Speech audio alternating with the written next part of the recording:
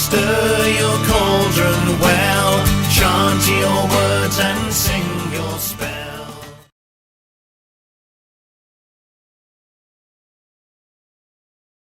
Hello everyone! Hello everyone! Welcome back, Broom Riders.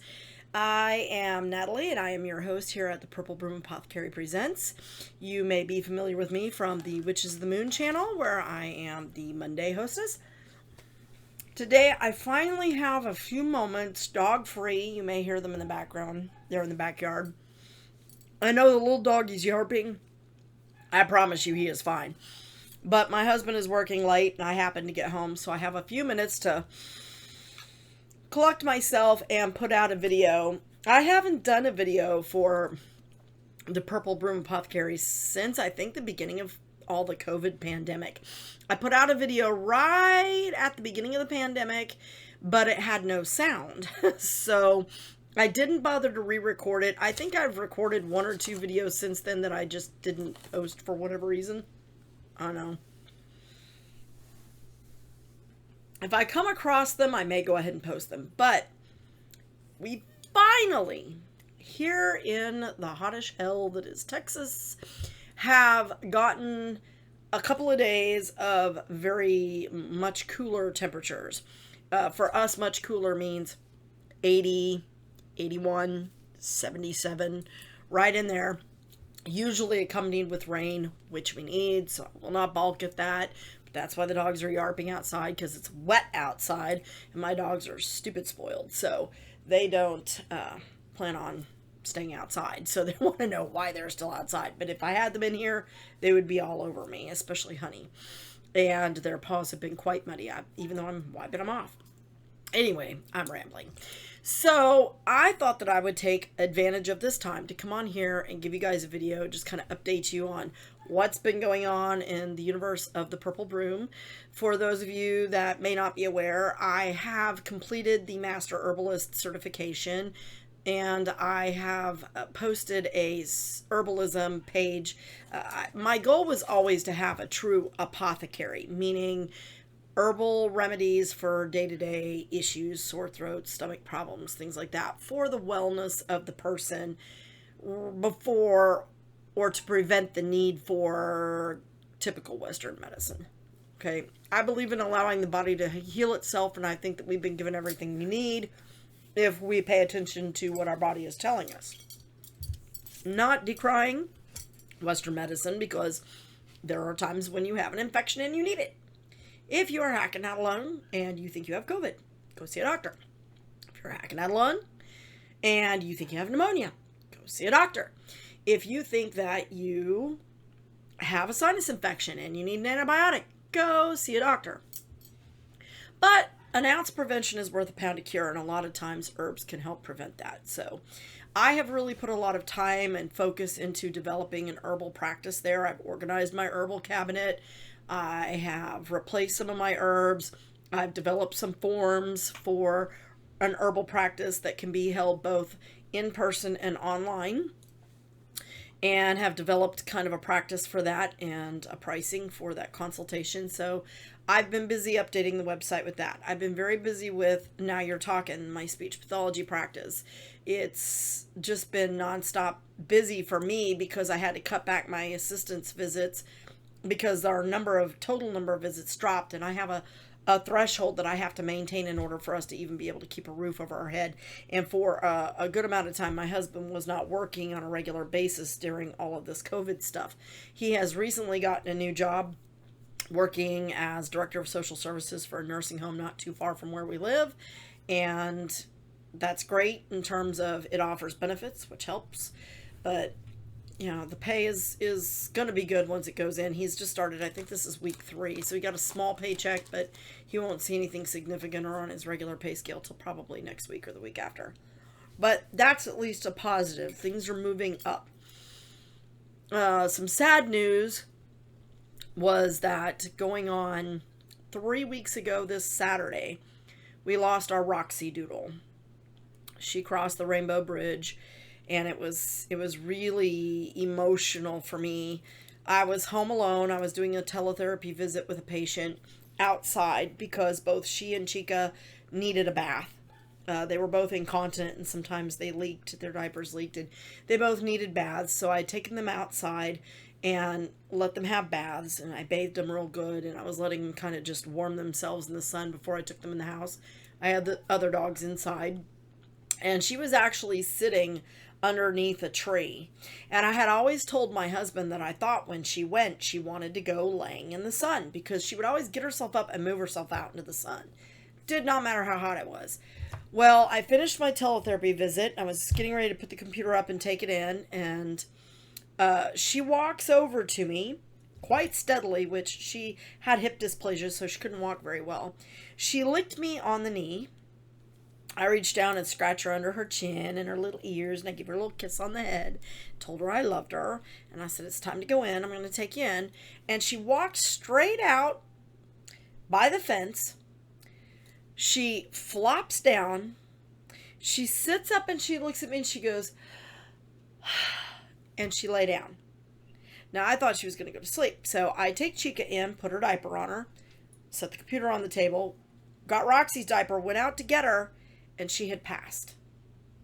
I think the sigh was because she wanted to see my daughter and she wanted to see my husband again. She and my husband had a special bond, and she knew that they weren't home, but it was her time. So, anyway, I'm sorry. She was the queen of our household. She ran this place like it was her own roost, and it was. Everybody towed Roxy's line, and I really have missed her. It's been very quiet in the house since she's not been here, and Chica is not taking it very well. They've been together. I mean, Roxy would have been 18 in October 8th. Chica will be 17 December 13th, and the thing is that we've had Roxy since she was 2 years old. So they've kind of grown up together, and Chica's having a really hard time dealing with Roxy not being there. Anyway, on to more pleasant topics. The real purpose and my reason for coming on this video was that besides the fact that I haven't put one out in forever, but also I wanted to talk about my favorite time of the year. Excuse me. We have passed Lunasa, which was August 1st, and that is the first of the 3 harvest celebrations. We are now heading into the season of Mabon, and Mabon is the autumnal equinox. So it is when light and day are even within the planet. It happens in the spring, happens in the fall, and is also the first official day of fall, when the days start to become shorter and we go into the winter seasons following the 3rd harvest festival, which is Samhain. Now, Mabon is not my favorite Sabbath by any means, but I really do enjoy it. Autumn is my favorite time of the year. I absolutely love the fall. And so I wanted to talk about ways to celebrate the fall and things to do with Mabon for anyone who has not celebrated before. I assume a lot of people that watch the channel are probably new to the craft. And for those of you that are seasoned practitioners, you might hear something that you hadn't thought about before.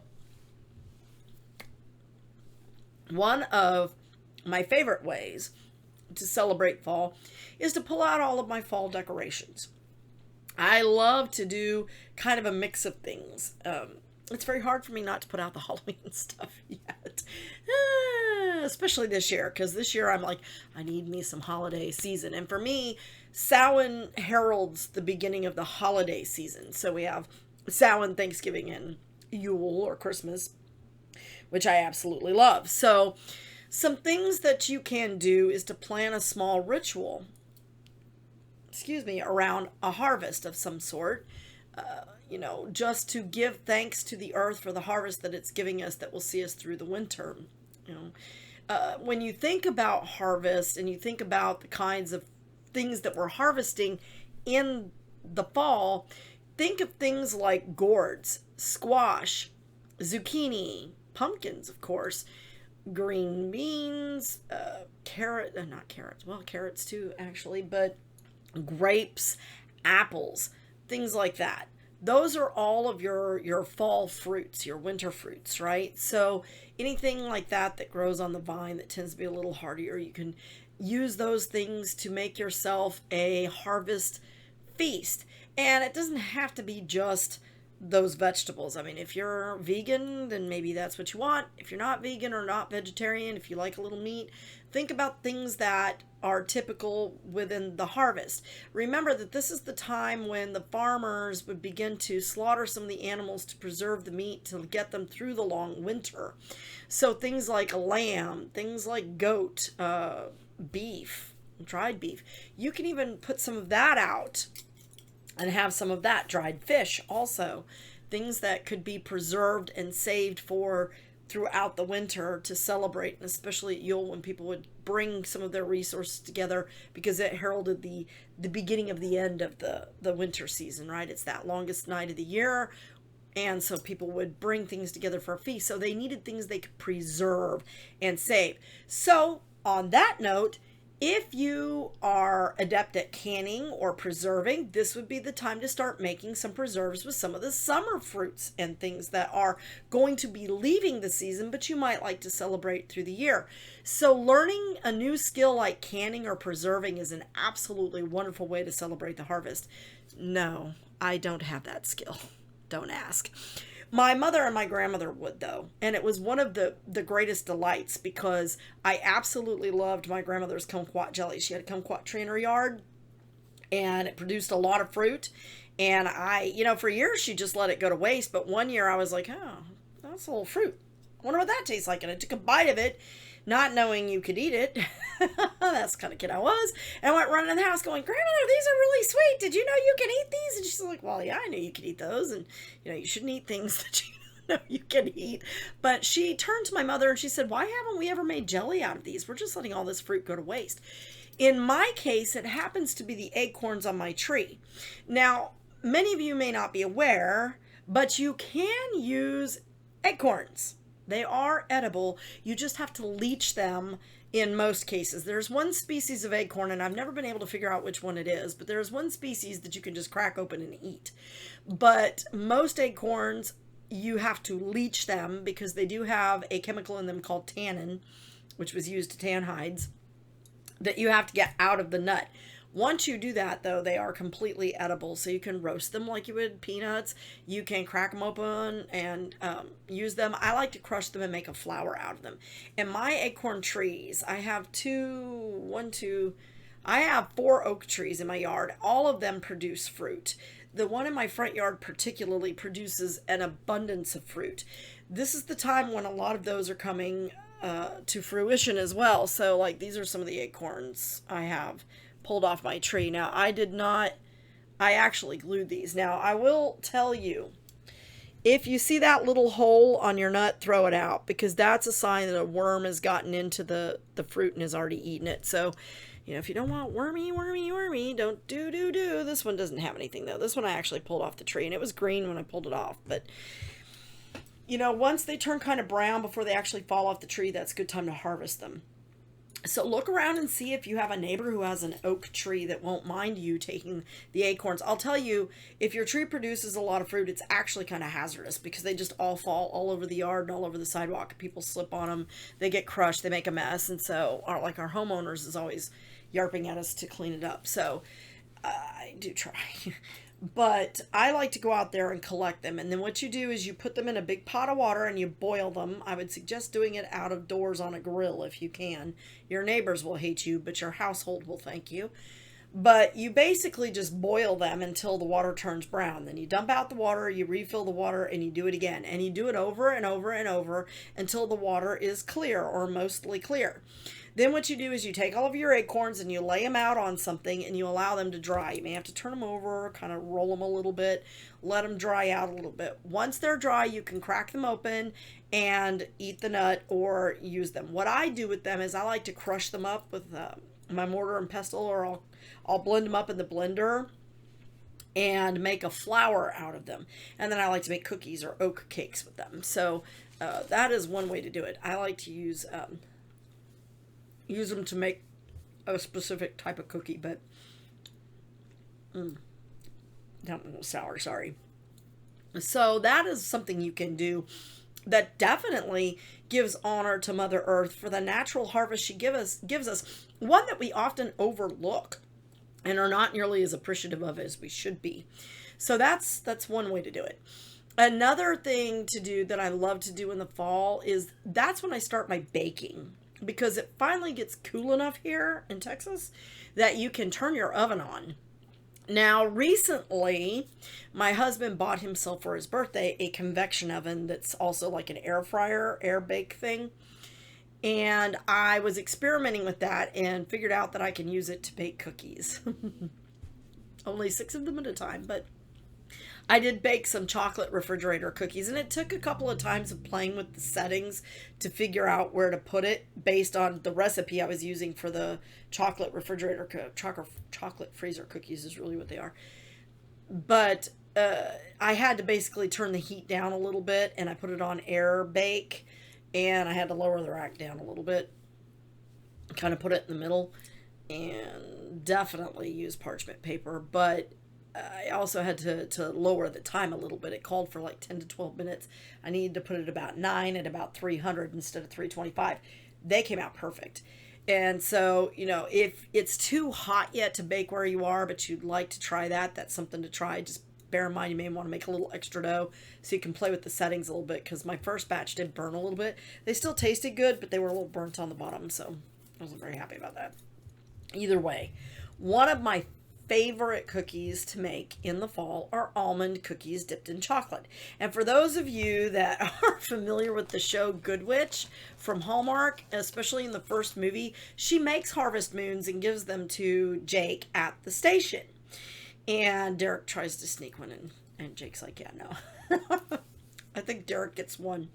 But harvest moons are wonderful cookies to make because, again, nuts and berries are coming to fruition and are often one of the things that are harvested at this time. So almond flour. Harvest moons are almond cookies dipped in chocolate. I don't know if I mentioned that. Sometimes people will shape them into like little half moons and then they'll dip them with the chocolate. Some people just make them round and dip them with the chocolate. They try to make like a little crescent with the chocolate. I just dip half them suckers in the chocolate and leave it, right? So I will put a link to a really good recipe for harvest moons that I found down in the description bar. I'm also going to leave a link for a company called Mabon House, and their web address is www.mabonhouse.co. They have some excellent ideas on there, plus a little bit about Mabon. A lot of what I'm telling you guys is on there, but they have some other recipes and ideas on there that you may want to check out. So decorating, baking, preserving and canning, including making pickles. That's a tricky one. So find yourself a really good recipe and somebody who knows what they're doing, because pickles are tricky. That was another thing that my mother and grandmother used to make. And I remember one year they made sweet gherkins and they were good, super good. But one year they did not turn out good. And believe me, if you ever get a bad pickle, you will never forget it. So find somebody who can mentor you with that, or watch a YouTube video that's really good, that's got good ratings, where you can really learn that process. I think because a lot of us don't do preserving and canning anymore because we don't need to. We can go to the store and get whatever we need at any time of the year.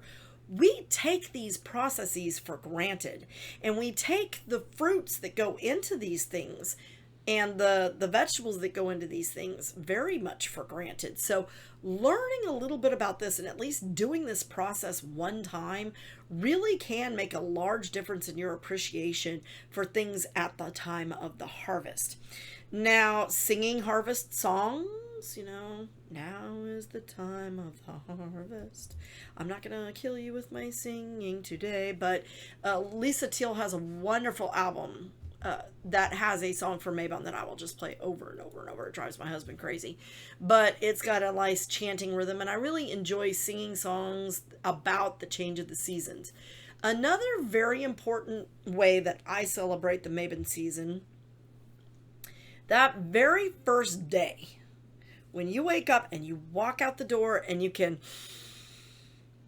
smell the change in the air, right? It's finally fall. The wheel has turned and we are now there.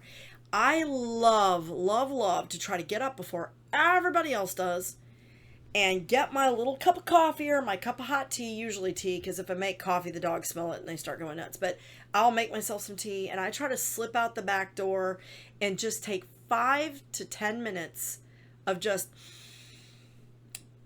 breathing it in, all that's good for me, and exhaling what's no longer serving me.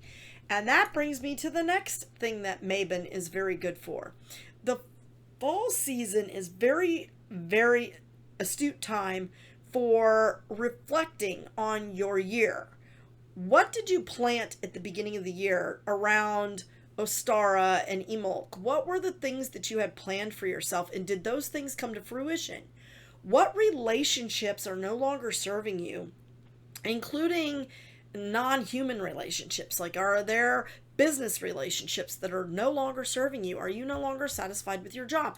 This is the time to start planting those seeds for the change that will start to sprout in the spring, or to at least start the planning stage for what are you going to plant in the spring to come into fruition next fall. So I think that we often forget that the harvest time is also the time when we prepare the fields for the next planting. And some things are planted that start to grow in the spring, right? And then in the spring, we plant other things that come to fruition in the fall. So reflecting on, where is your life now? What are your relationships like? What is no longer serving you? Getting rid of some of those negative self-doubts and negative thoughts. And if that's a problem for you, if you're one of those people that's doing a lot of shadow work, trying to figure out what triggers you and why you have some of the insecurities that you do, I would highly suggest checking out the Four Queens channel on YouTube. I don't know if she still goes by the Four Queens or if she's just given that up altogether and is going by Kelly Ann Maddox. I will try to put her channel down in the description bar as well. But she has Self-Love September, and I find this completely refreshing. She's been doing this for a few years now, and I've tuned in now and then, here and there, but I've not really been on for the full ride like I am this year. I'm really trying to make a point of watching all of her videos to get rid of some of those toxic things that have piled on me through the year. This has been a very hard year, and I think it's time that we give ourselves a little bit of self-love. So Self-Love September is a fantastic way. Thank you, Kelly Ann, for sponsoring that every year. Those of you that are not aware, I do believe that she's put out 3 or 4 videos already for Self-Love September, and on one of those, she actually has in the description bar her playlist for all of the previous years of Self-Love September. So gorge yourself. That would be a really good way to reflect on the change of the season and to harvest out the good things for yourself and weed out the bad things that you don't want to carry with you through the winter. Start looking at what needs to go and what can be put to rest at this point in time, but have a plan for yourself where you're going to go in the spring. Okay, that's another fantastic way to honor the season of Mabon. Now, I'm not going to get into the whole history of Mabon and deities and all of that. I'm looking strictly at practical ways. So we've talked about decorating, we've talked about baking, we've talked about harvesting and utilizing some of the foods that were typically harvested this time of the year. We've talked about preserving and canning. I think I said that. We've talked about other ways to reflect and to cleanse and to harvest out what you need to go into the winter. So in that light, I think that's really where I'm going to wrap it up. I apologize that this was a bit of a ramble. I didn't really plan it. Like, usually when I sit down to do a video, I don't have a script, but I kind of know what I want to say. And I did want to talk about Mabon, but I wasn't sure where I was going to go with it. And I did want to fill you guys in on some of the stuff that's happened through the year, because it's impacted why I haven't really been doing a lot of videos. For those of you that are not aware, and if you watch the channel, you should be aware, because it's been auto posting, and then for some reason the last 3 weeks it's not auto posted the podcast, which is driving me mad. I've reset it 500 times, but for some reason it has not posted S.J. Tucker's interview. It has not posted Timothy Roderick's interview. I don't know if it's going to post the next one that I've got coming up. I don't know if it posted Azure West's video. The last one I saw was Tarot Talk, which is just kind of me rambling. about tarot, but I do have a podcast called The Purple Mystic, Podcast for the Modern Witch. It's available on iHeartRadio, iTunes, Spotify, Podbean, and what was the other one that I just got it on?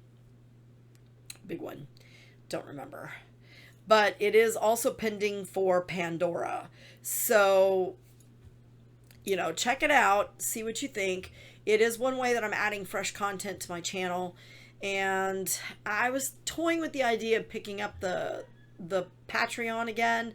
I don't know if I'm really going to have time for that. We started a Patreon for Witches of the Moon. And as much as I would like to add extra content with my work schedule and everything else right now, I just don't know that that's feasible. But I at least wanted to get on here and give you all something and tell you how much I appreciate your continued support, and those of you that are new to my channel and those of you that have been with me for a while. I've been getting a lot of questions about when I'm going to post more content, and I have had some requests to get back to doing the Herb Cabinet series. I would really like to get back into that and enhance that series a little bit by adding maybe a little bit about the phytochemistry and the Matera Medica of herbs. But I don't know if I'm going to do that. I was thinking of doing that for a Patreon, but I don't know yet. So I'm still kind of toying with that idea. It's something to plant the seeds for, perhaps take fruition in the spring. We'll see. But again, thank you all so much for watching. So check me out here. Check me out on Witches of the Moon. Check out my podcast, The Purple Mystic, Podcast for the Modern Witch. And thank you so much for watching. Blessed be and blessed Mabon to you all.